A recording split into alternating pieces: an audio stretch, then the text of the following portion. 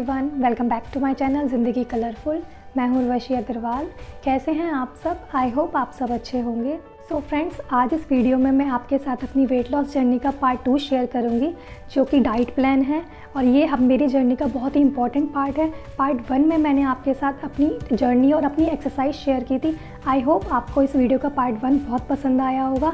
और अगर आप मेरे चैनल पर नए हैं और आपने अभी तक वो वीडियो नहीं देखा है तो उसका लिंक आपको डिस्क्रिप्शन बॉक्स में मिल जाएगा, आप वहाँ पर जाकर भी चेक कर सकते हैं। प्लीज़ मेरे चैनल को सब्सक्राइब कीजिए, क्योंकि अगर आप मुझे सब्सक्राइब करते हैं तो मुझे भी मोटिवेशन मिलता है आपके लिए और अच्छी वीडियोज़ लाने का। तो चलिए फ्रेंड्स, बिना किसी डिले किए आते हैं अपने टॉपिक पर।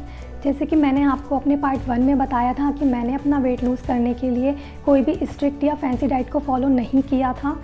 मैंने बहुत से लोगों को देखा है जो वेट लूज़ करने के लिए फैंसी डाइट को फॉलो करते हैं, जैसे कि कीटो डाइट हो गई, जीएम डाइट, लिक्विड डाइट।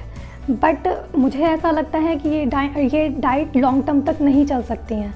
और आधी डाइट्स के तो शायद मुझे इनमें से नाम भी ना पता हो। ऐसी बहुत सी डाइट्स होती हैं जो लोग फॉलो करते हैं, लेकिन ये डाइट लॉन्ग टर्म नहीं होती हैं, क्योंकि मुझे नहीं लगता कि कोई सिर्फ लिक्विड पर या फ्रूट्स पर अपना वेट लूज़ कर सकता है। या कितने दिन तक आप उस पर सफ़र कर सकते हैं? ज़्यादा से ज़्यादा 7 दिन या 8 दिन। उसके बाद आपको लगता है कि आप खाना खाएं, क्योंकि वी आर इंडियंस। मतलब हम लोग के मील में अगर प्रॉपर खाना ना हो, जैसे कि रोटी, राइस, दाल, ये सब हमें ना मिले तो हमारे अंदर एनर्जी नहीं होती। हमारी थाली में कार्ब्स, प्रोटीन, फाइबर सब होना चाहिए।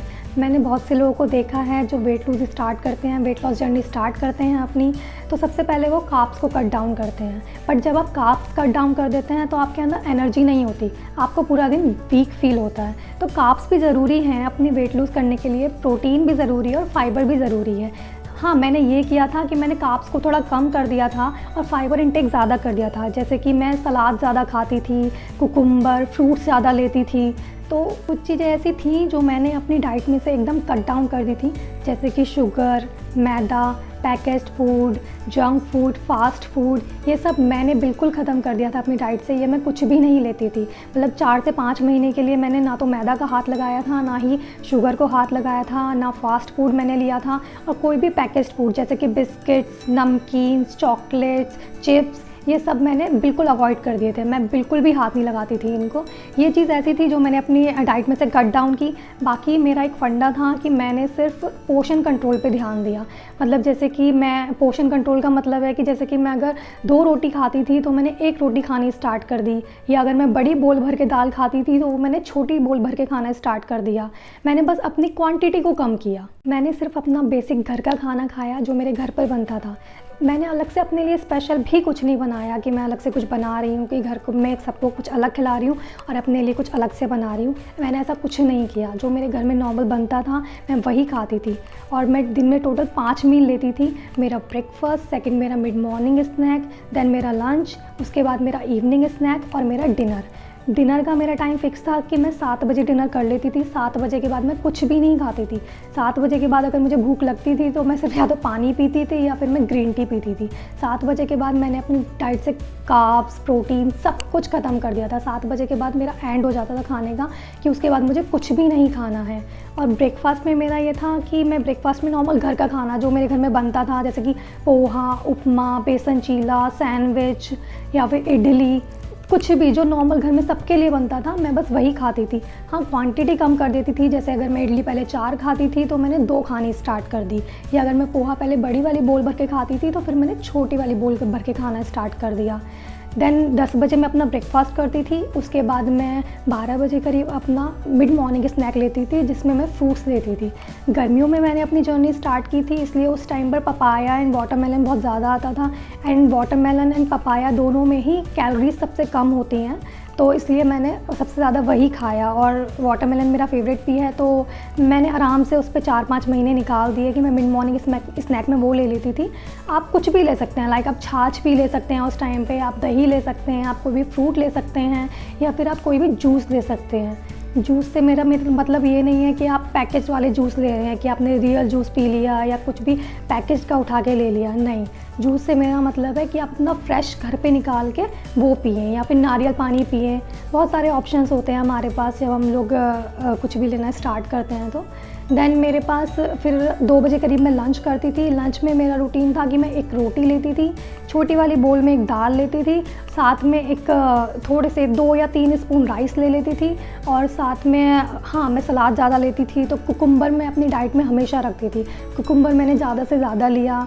एंड साथ में मैं दही लेती थी, दही भी इम्पॉर्टेंट होता है, दही आपको पूरा दिन में लेना ही लेना है। आप दिन में एक बार एक कटोरी में दही ज़रूर लें, क्योंकि दही से हमें काफ़ी सारे न्यूट्रिशन मिलते हैं। तो आप दही को अगर इंक्लूड करते हैं तो अच्छा होता है अपनी डाइट में। देन 2 बजे लंच के बाद मेरा था इवनिंग स्नैक में अपने लिए मैं मखाना ले लेती थी, रोस्टेड मखाना ले लिया, या फिर मुरमुरे ले लिए, साथ में ग्रीन टी ले ली। ग्रीन टी तो मेरा फिक्स था, ग्रीन टी मुझे दिन में 2 बार लेनी ही होती थी, तो मैं एक बार इवनिंग स्नैक में अपनी ग्रीन टी लेती थी। ग्रीन टी के साथ मेरे पास ऑप्शन होते थे कि मैंने कभी चना ले लिया, कभी मखाना ले लिया रोस्ट करके, या फिर कभी अपना मुरमुरा ले लिया।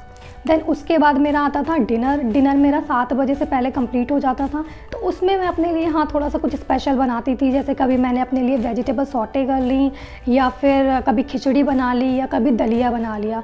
डिनर में हमेशा लाइट रखती थी, चाहे तो मैं सूप बना लेती थी, क्योंकि डिनर हमेशा लाइट होना चाहिए। जैसे बोलते हैं ना कि ब्रेकफास्ट हमेशा किंग साइज़ करो, एंड लंच हमेशा प्रिंस साइज़ में, एंड डिनर हमेशा स्मॉल, बिल्कुल एक जैसे बैगर करते हैं उस तरह से डिनर आपको करना चाहिए। सो वेट लॉस जर्नी में इवनिंग टाइम सबसे ज़्यादा इंपॉर्टेंट होता है। वेट लॉस जर्नी में ही क्यों, नॉर्मल लाइफ में भी इवनिंग टाइम एक ऐसा होता है कि जिसमें हमें सबसे ज़्यादा भूख लगती है, और हमारे पास घर में जो भी पड़ा होता है, लाइक चिप्स हो गए या फिर बिस्किट्स हो गए, हम कुछ भी उठा के खा लेते हैं। तो आपको वो नहीं खाना है, क्योंकि बहुत से बिस्किट्स भी ऐसे आते हैं, जैसे कि आप देखेंगे ओट्स बिस्किट आते हैं, या फिर नमकीन में भी आप देखेंगे कि डाइट नमकीन आती हैं। तो हमें ऐसा लगता है कि वो हेल्दी हैं, एंड उसके ऊपर लिखा हुआ भी होता है कि वो हेल्दी हैं, लेकिन जब आप उनकी न्यूट्रिशनल वैल्यू चेक करेंगे तब आप देखेंगे कि आप अगर नॉर्मल एक आलू भुजिया उठा रहे हैं, डाइट मिक्सचर उठा रहे हैं, तब आपको दिखेगा कि उसमें सेम कैलोरीज़ होती हैं, कोई भी डिफरेंस नहीं होता। ज़्यादा से ज़्यादा 3 या 4 कैलोरीज़ का उनके अंदर डिफरेंस होगा, बाकी उनमें सेम कैलोरीज़ होती हैं। तो वो भी हेल्दी नहीं होती। हमें उस पर सिर्फ दिखाई देता है कि वो हेल्दी हैं, क्योंकि उस पर उन्होंने टैग लगा दिया कि वो हेल्दी हैं, लेकिन वो हेल्दी नहीं होती हैं, वो अनहेल्दी हैं। तो इसीलिए मैं बोल रही हूँ कि आप पैकेज फूड को एकदम ख़त्म कर दिए, पैकेज फूड बिल्कुल ना लें। एंड फ्रेंड्स, जैसा कि आपको पता लग ही गया होगा कि मैंने अपनी वेट लॉस करने के लिए कुछ भी एडिशनल नहीं किया था। हाँ, कुछ एक हैबिट्स थी जो मैंने अपनी चेंज की, जैसे कि मॉर्निंग में मैं कम से कम 2 या 3 ग्लास तो गर्म पानी पीती ही थी। 2-3 ग्लास में ये था कि मैं नॉर्मल 2 ग्लास गर्म पानी पी लेती थी, एंड थर्ड मेरी डिटॉक्स ड्रिंक होती थी। डिटॉक्स ड्रिंक में मेरे से ये होता था कि या तो मैं कभी जीरा वाटर ले लेती थी, कभी मैं जिंजर वाटर ले लेती थी, कभी मैं लेमन वाटर ले लेती थी। मतलब ये भी नहीं था कि मुझे एक ही वाटर को कंटिन्यू रखना है, क्योंकि क्या होता है कि जब हम एक ही डाइट को फॉलो करते हैं या फिर एक ही डिटॉक्स ड्रिंक को लेते रहते हैं, तो कई बार कुछ टाइम के लिए कुछ टाइम बाद वो हमारे ऊपर इफ़ेक्ट करना बंद कर देती है। तो इसलिए मैंने अपने डिटॉक्स वाटर को भी चेंज किया। मतलब ऐसा नहीं था कि मैं एक ही डिटॉक्स वाटर डेली ले रही हूँ, मैं 1 महीने में चेंज कर देती। जैसे 1 महीना मैंने जीरा वाटर लिया, देन 1 महीना मैंने जिंजर वाटर ले लिया, फिर वापस से मैंने 1 महीने के लिए जीरा वाटर स्टार्ट कर दिया। सो डिटॉक्स वाटर को आपको चेंज करते रहना है। एंड जीरा वाटर मैंने सबसे ज़्यादा लिया क्योंकि वो मुझे इफ़ेक्टिव लगा। जीरा वाटर से मुझे लगता है कि मेरा टम्मी गया।